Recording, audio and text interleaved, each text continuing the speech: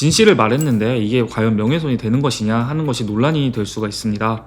특히 최근에 중범죄자들에 대한 신상 공개가 이슈가 되면서 이것이 많이 논란이 되고 있습니다. 사적인 감정, 복수의 감정이나 비난의 감정에서 했다고 한다면 명예훼손죄가 성립할 수가 있습니다. 네, 안녕하세요. 김종인 변호사입니다. 최근에는 밀양 성폭행 가해자들 신상공개 사건도 있었고 학교폭력에 대한 폭로 이런 것들도 자주 일어나다 보니까 이에 대해 고소도 많이 이루어지고 하는 그런 과정에서 진실을 말했는데 이게 과연 명예훼손이 되는 것이냐 하는 것이 논란이 될 수가 있습니다. 그래서 오늘은 명예훼손의 성립 요건이나 이런 일이 발생했을 땐 어떻게 해야 되는지까지 한번 전체적으로 이야기를 해보도록 하겠습니다. 최근에는 명예훼손이 SNS나 유튜브 이런 인터넷상에서 이루어지는 경우가 대다수이기 때문에 사실상 명예훼손이 대부분이 사이버 명예훼손에 해당한다고 보시면 되겠습니다. 정보통신망법상 명예훼손의 구성 요건을 살펴보면 공연성, 특정성, 그리고 비방의 목적으로 규정이 되어 있습니다. 특정성이라는 것은 그 사실의 적시로 인해서 명예를 훼손당하는 사람이 누구인지 다른 사람들이 그 사람을 알 수 있어야 한다는 것입니다.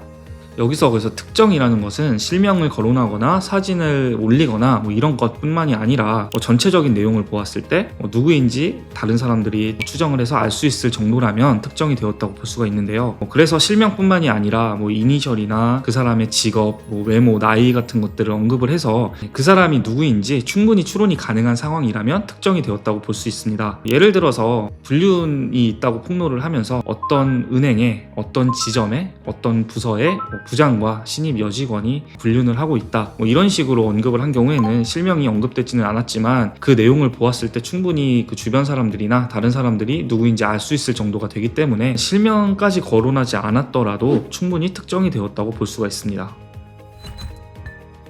다음으로 공연성은 불특정 다수가 인식할 수 있는 상태를 말하는데요.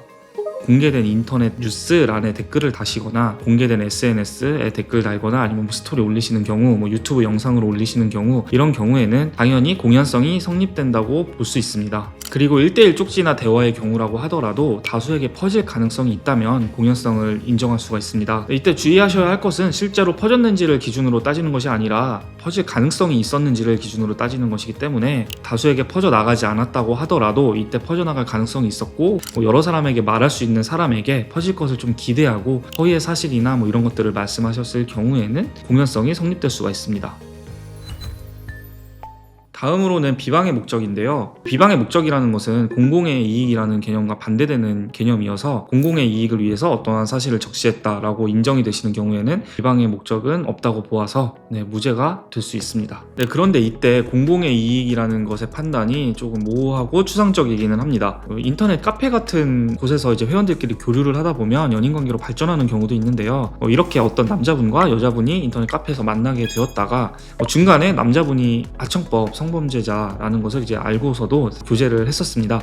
그런데 이후에 남자친구가 카페의 다른 여성 회원들에게도 만나자 이런 식으로 쪽지를 하는 것을 알게 되고 그 바람을 핀 거기 때문에 이제 그 여자분이 좀 화가 나셔서 헤어지고 헤어진 후에 다른 여성 회원들에게 그 사람 사실 성범죄자니까 조심해라, 만나지 말아라 라는 내용을 1대1 쪽지로 이렇게 전송한 사례가 있었습니다. 이 경우는 다른 여성 회원들이 성범죄자인 것을 모르고 만났다가 피해를 입을 것이 걱정이 되어서 그러한 공공의 목적에서 이러한 행위를 했다라고 주장할 수 있는 부분이 있어 보이지만 이 부분 역시 공공의 이익보다는 사적인 복수의 감정과 비방의 목적에서 이러한 행위를 했다고 판단이 되어서 명예훼손이 성립한 사례도 있었습니다. 최근의 사례를 하나 더 말씀드리면 코인이나 주식 이런 것들을 투자를 하면서 이만큼 실적을 많이 올렸다라는 걸 보여주고 이러한 노하우들이나 이런 것들을 회원들에게 수강료를 받고 강의를 해주시는 분들이 있습니다. 그런데 이렇게 강의를 하는 분의 여자친구가 헤어진 이후에 사실은 이 강의를 하는 사람의 투자 실적이나 이런 것들은 다 가짜고 실제로 투자 수익을 올린 적이 없다 이런 것들을 폭로하면서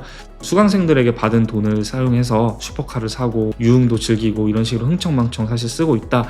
그래서 언뜻 보기에는 이 수강생들이 수강료를 내고 돈을 내기 때문에 이러한 피해를 막기 위해서 사실 진짜 강의가 아니고 실적도 조작된 것이고 한다면 또 피해가 발생할 수 있기 때문에 공공의 이익을 위한 것으로 보이기도 하지만 공공의 이익보다는 비방의 목적이라는 것이 더 인정이 되어서 명예훼손이 성립된 사례도 있었습니다.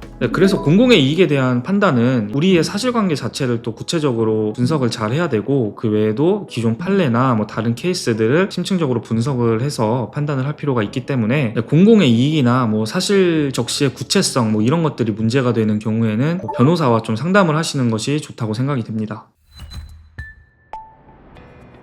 간접적이고 우회적인 표현을 사용해서 피해가려고 하는 경우도 있는데요. 이러한 경우라 하더라도 전체적인 내용을 보아서 어떠한 사실 혹은 허위 사실을 암시하는 경우라고 한다면 명예훼손이 충분히 성립할 수가 있습니다. 또 최근 본 사례 중에서는 음원 사재기 마케팅이 이슈가 많이 되었을 때 사재기 가수로 지목된 가수의 음원 페이지에 밑에 댓글을 달면서 사재기는 나가라 이 정도로 댓글을 단 경우에도 이 가수가 사재기를 통해서 불법 마케팅을 했다 이런 식으로 적시했다는 것이 인정이 되어서 명예훼손이 성립된 사례도 있습니다. 여기서 중요한 것은 실제로 사재기를 했는지 안 했는지 이러한 것이 아니라 우회적이고 간접적인 표현을 통해서 명예훼손이 성립할 수 있기 때문에 조심을 하셔야 할 필요가 있겠습니다.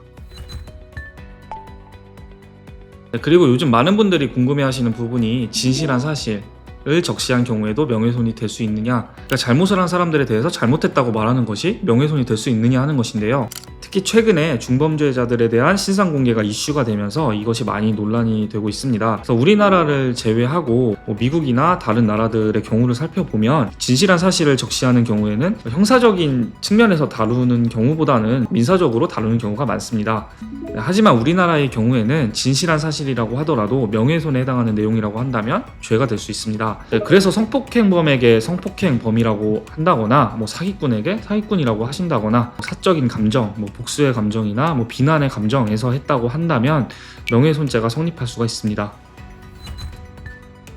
사이버상에서 이루어지는 명예훼손은 퍼져나가는 속도도 매우 빠를 뿐만 아니라 그 파급력도 엄청나기 때문에 그 피해도 기하급수적으로 커지게 됩니다. 최근에는 연예인, 유튜버, BJ 이런 분들뿐만 아니라 일반인들 사이에서도 사이버 명예훼손으로 인해 피해를 보는 일이 매우 잦아지고 있습니다. SNS나 인터넷 등에서 허위사실 뿐만 아니라 사실을 적시하는 경우에도 명예훼손죄가 성립될 수 있으니 이 점 유념하시고, 또 허위사실로 피해를 입으신 경우에는 오늘 말씀드린 내용들을 잘 참고하셔서 잘못된 내용들을 바로 잡으시고 명예를 회복하시는 데 도움이 되기를 바라겠습니다. 감사합니다.